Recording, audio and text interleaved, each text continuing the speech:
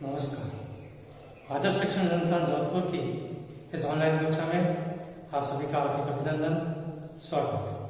आज हम कक्षा 9वीं विषय सामाजिक विज्ञान इसके राजनीति भाग का पाठ 1 लोकतंत्र क्या, लोकतंत्र क्यों, इसके भाग 2 का अध्ययन करेंगे। इसमें पहले हमने पढ़ा था कि विश्व में जो लोकतंत्र है वो इसकी स्पष्ट परिभाषा क्यों जरूरी है।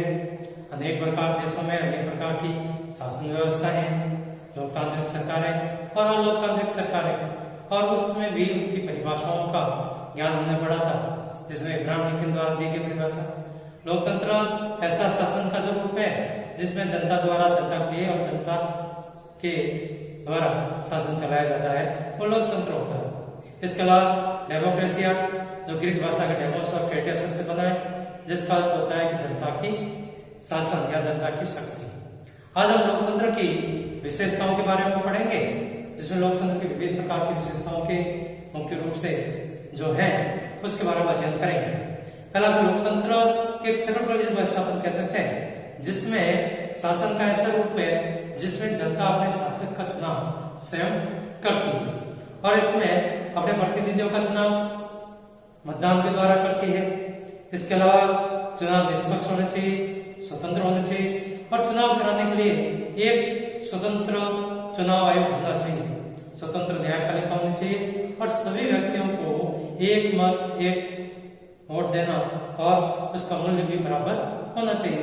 ये मुख्य रूप से मोटे तौर पर लोकतंत्र की विशेषताएं हैं। इनका हम कुछ उदाहरणों के माध्यम से समझेंगे। सबसे पहला कि जनता अपने प्रतिनिधियों का चुनाव करती है।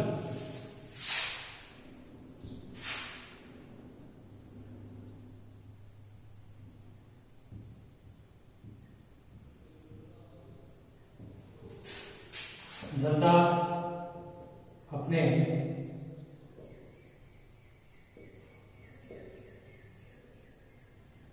प्रतिनिधियों का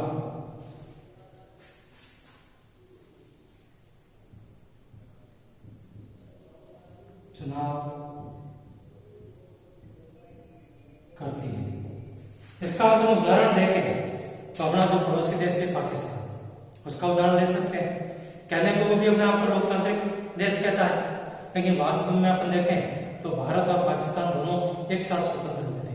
लेकिन भारत के अंदर लोकतंत्र की जड़ें काफी मजबूत है, लेकिन पाकिस्तान में कई बार सत्ता पलट हुए, वहां पर सैनिक तानाशाह है, उन्होंने अपनी सत्ता जमाई। इसी का अपन पुराना ज्यादा उदाहरण नहीं ले और नया उदाहरण देखें तो 1999 के अंदर जनरल परवेज मुशर्रफ जो पाकिस्तान के सेना अध्यक्ष थे, उन्होंने वहां जो निर्वाचित सरकार थी नवाज शरीफ, उसका तख्ता पलट किया और उसके स्थान पर स्वयं को राष्ट्रपति के पद पर घोषित कर दिया। मुख्य कार्यकारी अधिकारी नियुक्त होकर राष्ट्रपति घोषित हो गए। इसके बाद अप्रैल 2002 में उन्होंने एक जनमत संग्रह कराया, और जनमत संग्रह कराकर अपने आप को 5 वर्ष के लिए पाकिस्तान का राष्ट्रपति घोषित करवा दिया। और अगस्त 2002 में उन्होंने एक कानून बनाया, लीगल फॉर्म वर्क ऑर्डर।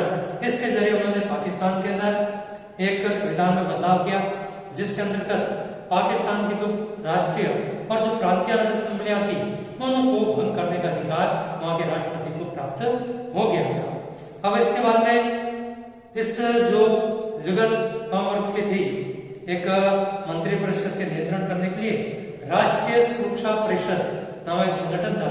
इस संगठन के अंदर अधिकृत जो सदस्य थे वो 5 सदस्य थे, और यह प्रांतीय और राष्ट्रीय असेंबलियों पर नियंत्रण रखना या उन पर निगरानी करने का कार्य करते थे। कहने को पाकिस्तान में चुनाव होते थे, चुनाव के बाद में चुनी हुई सरकार भी बनती थी, लेकिन उनको फैसला लेने का अंतिम निर्णय उन चुनी हुई सरकारों के पास में नहीं होता था। उन फैसलों को लागू करना या उस पर निगरानी करने का कार्य जो ये पाकिस्तान की चुनी हुई जो फौजी सरकारें थी, उन सरकारों के द्वारा अफसर और जो जनरल मुशर्रफ थे उनके माध्यम से इस सत्ता पर अधिकार करने का प्रयास किया जाता था, ताकि उन पर नियंत्रण किया जा सके। तो इस प्रकार देखें तो पाकिस्तान में निर्णय लेने की जो अंतिम शक्ति है वह चुने हुए प्रतिनिधियों के अंदर पास में नहीं थी। तो लोकतंत्र का उस देश को मान सकते जहां पर निर्णय लेने की अंतिम शक्ति जो है जनता के पास होनी चाहिए, जनता विशेषता जो है लोकतंत्र की, स्वतंत्र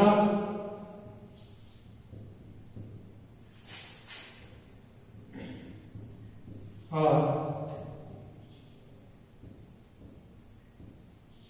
निष्पक्ष चुनाव। लोकतंत्र की दूसरी विशेषता है स्वतंत्र और निष्पक्ष चुनाव। इसके भी हम उदाहरण दे सकते हैं। कई दोस्त जो लोकतांत्रिक कहने का दावा करते हैं, अपना पड़ोसी देश है चीन, उसके अंदर भी कहने को चुनाव होते हैं और उसमें उम्मीदवार खड़े होते हैं, लेकिन उस चीन के अंदर एक दलीय शासन व्यवस्था है। जो कम्युनिस्ट पार्टी है उसमें किसी व्यक्ति को चुनाव में खड़ा होने के लिए पहले उस कम्युनिस्ट पार्टी से मंजूरी लेनी होती है और उसके जो अलायंस के सदस्य है वो लोग ही चुनाव में खड़े होते हैं और जनता को उन्हीं में से चुनना पड़ता है। अर्थात जनता के पास में कोई भी विकल्प नहीं होता, तो वहां पर स्वतंत्र और निष्पक्ष चुनाव अपन नहीं कर सकते। इसके अलावा एक और देश है मैक्सिको, वहां पर भी फौजी शासन या तानाशाही बिल्कुल नहीं रही और सन 2000 तक वहां पर देखें तो हर चुनाव के अंदर वहां की एक प्रमुख पार्टी रही है PRI,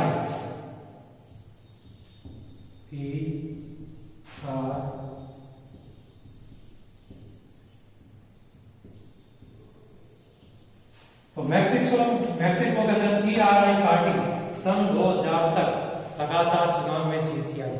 इसका अर्थ यदि वो लोकप्रिय सरकार थी उसके द्वारा कई प्रकार के तरीके ऐसे अपनाती थी जो उन्हें अपन लोकतांत्रिक कह सकते हैं।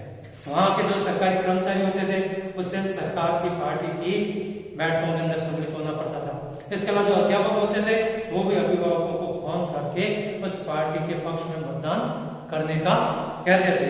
तो इस प्रकार से वह हर तरीके अपनाती थी जिसके द्वारा वह पार्टी सत्ता के अंदर बनी रह सके। इसके अलावा जो मीडिया वाले होते थे वो भी विपक्षी दलों को नजरअंदाज करते थे। केवल जो सत्ताधारी पार्टी थी PRI पार्टी, इस पार्टी के पक्ष में ही उनके द्वारा माहौल बनाया जाता था या उनसे संबंधित जो समाचार होते थे वह समाचार ही उनके द्वारा लिखे जाते थे या बताए जाते थे। और इसके अलावा कई बार ऐसा होता था कि चुनाव के समय इन वक्त पर उस पार्टी के द्वारा जो मतदान केंद्र होते थे उन मतदान केंद्रों में बदलाव कर दिया जाता था, जिसके कारण से आम जनता को वहां दूरी तक जा नहीं पाते थे और कई लोगों को मतदान से वंचित करने का कार्य भी अलोकतांत्रिक तरीके से किया जाता था। और इस कारण से PRI लगातार सत्ता के अंदर बनी रही। तो इस प्रकार अपन दोनों उदाहरणों के अंदर देखें, चीन के अंदर एक ही पार्टी के सदस्यों को चुनना पड़ता था, जनता के सामने कोई विकल्प नहीं था, केवल एक दलीय व्यवस्था थी, कम्युनिस्ट पार्टी और उसके जो अलायंस होते थे उनमें से किसी एक को आपको चुनना पड़ता था। दूसरी तरफ मैक्सिको के अंदर देखें तो वहां पर जो चुनाव होते थे तो चुनाव कराए जाते थे, लेकिन जो सत्ताधारी दल है वो चुनाव जीतने के लिए ऐसे कई प्रकार के उपकरणों का प्रयोग जो हमने पढ़ा है उन सबका प्रयोग करते थे। धन का प्रयोग, शक्ति का प्रयोग, यानी कि इन प्रकार के जो लोकतांत्रिक तरीके हैं उन तरीकों का प्रयोग करके वह चुनाव के अंदर जीतते थे और किसी न किसी प्रकार से सत्ता में रहने का कार्य उनके द्वारा किया जाता था।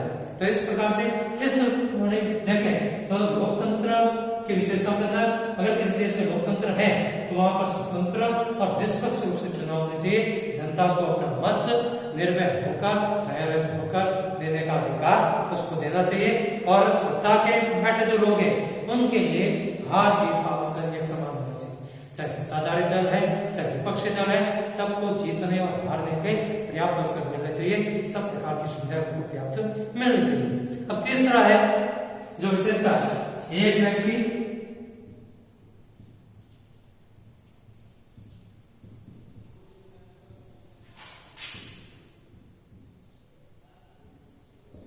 एक वोट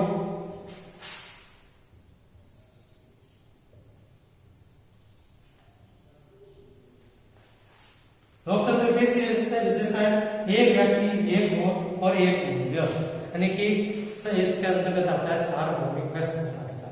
अपना देश भारत देखें तो 1947 में आजाद होते भारत के द्वारा देश के सभी नागरिकों को बिना किसी भेदभाव के मत देने का अधिकार दिया गया, जिसे अपन सार्वभौमिक मताधिकार कहा जाता है, जिसके अंतर्गत 18 वर्ष से ऊपर आयु के सभी स्त्री पुरुषों को बिना भेदभाव के वोट देने का अधिकार दिया गया। लेकिन विश्व के अनेक देश ऐसे हैं जहां पर सभी को मतदान करने का अधिकार नहीं है या उनके साथ में भेदभाव किया जाता है। तो इसका उदाहरण अपन देखें, जैसे सऊदी अरब में 2005 तक वहां पर महिलाओं को मतदान करने का अधिकार नहीं था। तो ये लिंग के आधार पर मतदान के अंदर भेदभाव करने का अधिकार किया जाता है। इसके अलावा एस्टोनिया है, तो वहां पर भी अल्पसंख्यक वर्ग है, उनको मतदान से वंचित करने का कार्य किया जाता था या उन्हें मतदान हासिल करने के लिए काफी मुश्किलें आती थी, काफी मुश्किल से उन्हें वोट देने का अधिकार प्राप्त होता था।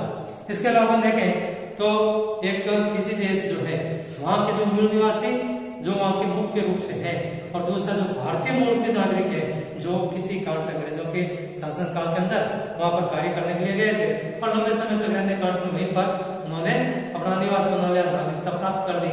तो इसी मूल के नागरिकों को मत देने का अधिकार, उनके मत का मूल्य अधिक है, जबकि भारतीय मूल के जो नागरिक हैं उनके मत का मूल्य काफी कम है। तो ये तीनों उदाहरण अपन देखें, चाहे सऊदी अरब का देखें, एस्टोनिया का देखें, अल्पसंख्यक वर्ग के बारे में या फिजी का देखें, इन तीनों उदाहरणों के अंदर नागरिकों के एक व्यक्ति एक वोट और एक मूल्य का जो है इस सिद्धांत का उल्लंघन करता है, सबको समान रूप से अधिकार नहीं है। तो इसके लिए चाहिए सभी नागरिकों को सार्वभौमिक व्यस्त मताधिकार मिलता है, तो वो लोकतंत्र की विशेषता है और वहां पर वास्तविक लोकतंत्र की स्थापना मानी जा सकती है। तो इस प्रकार से लोकतंत्र में हर व्यस्त नागरिक को जो 18 वर्ष से ऊपर है उसे जाति, धर्म, लिंग या संपत्ति किसी भी आधार पर उसे वोट से वंचित नहीं करना चाहिए। सबको इसका भाव व्यक्त करके उन्हें मतदान देने का अधिकार देना चाहिए, तभी वो लोकतंत्र सफल कहलाता है। आज अपन लोकतंत्र में देखें तो कई लोग ऐसे होंगे, नेता लोकतंत्र के अंदर होंगे जो कि लोकप्रिय होंगे, लेकिन वो सत्ता में बने रहने के लिए कई प्रकार के लोकतांत्रिक तरीकों को भी अपनाते हैं और वो लोकतांत्रिक तरीके वहां पर लोकतंत्र की निष्ठा को कम करते हैं या लोकतंत्र है उसको कमजोर करने का कार्य उन लोगों के द्वारा किया जाता है। जैसे हम उदाहरण देखें, जिम्बाब्वे के शासक है मुगाबे, यह विभिन्न प्रकार से किसी न किसी प्रकार से अपने देश में शासन बनाए रखना चाहता है।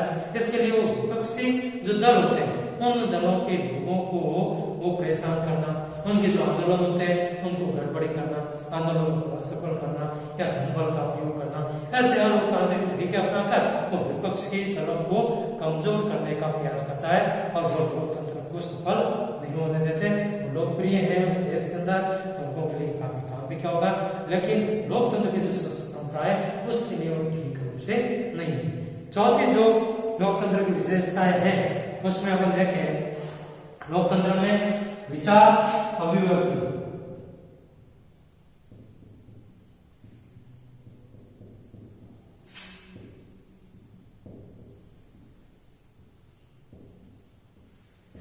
विचार,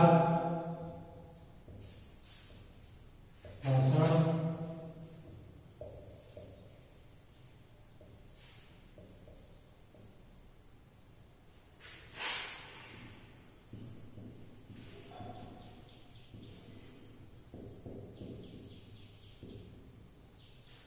चौथी लोकतंत्र विशेषता में देखें तो लोकतंत्र विचार, भाषण और अभिव्यक्ति की स्वतंत्रता मिलनी चाहिए। लोकतंत्र सफल तभी होता है, वास्तविक लोकतंत्र तभी होता है जब उस देश के नागरिकों को स्वस्थ आलोचना करने का अधिकार प्राप्त हो, उन्हें अपने विचार प्रकट करना, अपना संगठन बनाना, आंदोलन करना या जो सत्ताधारी दल है उसका विरोध करने का भी उसे अधिकार प्राप्त होता हो। चाहे शासन ने किसी प्रकार का कानून बनाया है तो वह स्वस्थ रूप से उसका विरोध कर सके, तभी वो लोकतंत्र सफल होता है। इसके अलावा भी हम लोकतंत्र की कई प्रकार की विशेषताएं मान सकते हैं, जिसमें वहां पर स्वतंत्र न्यायपालिका होनी चाहिए जो कि किसी भी कानून की समीक्षा कर सके और सत्ताधारी दल द्वारा भी अगर गैर कानूनी काम या संवैधानिक नियमों का उल्लंघन किया जाता है तो उसे भी असंवैधानिक घोषित करने का उसे अधिकार दिया जाना चाहिए। तो यह लोकतंत्र के द्वारा होता है।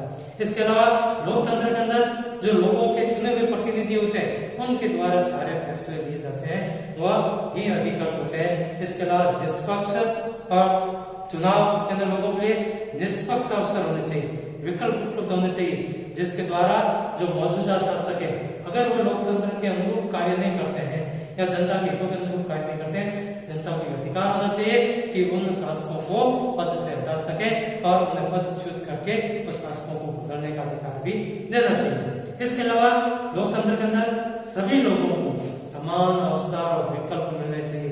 हर व्यक्ति चुनाव में खड़ा रह सके, किसी प्रकार धन बल बहुबल का प्रयोग लोकतंत्र के अंदर नहीं रहना चाहिए। इसके अलावा लोकतंत्र में जो बनी हुई सरकारें होती है, उस संविधान द्वारा जो बुनियादी कानून होते हैं या जो नागरिक अधिकार होते हैं, उन अधिकारों को मानना चाहिए और उन संविधान की मूल भावना जो है उसके अनुरूप काम करते हुए उसके अनुसार कार्य करें और लोकतंत्र को मजबूत करने का कार्य उनके माध्यम से किया जा सके। तो आज का गृह कार्य करते हैं।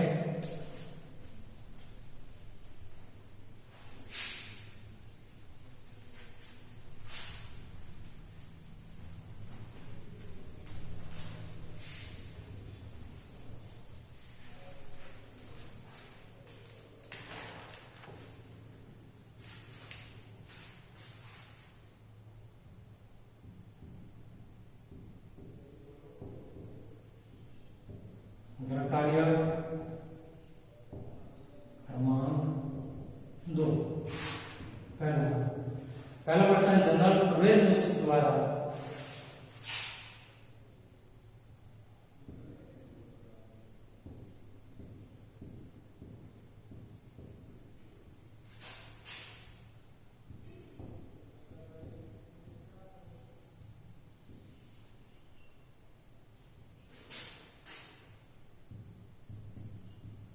द्वारा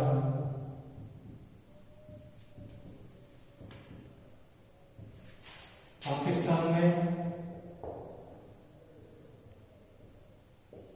सत्ता पर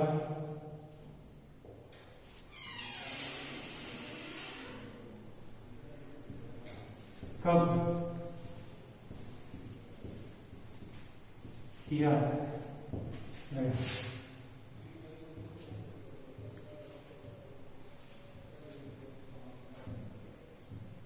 प्रश्न संख्या 2, लोकतंत्र की प्रमुख विशेषताएं लिखिए।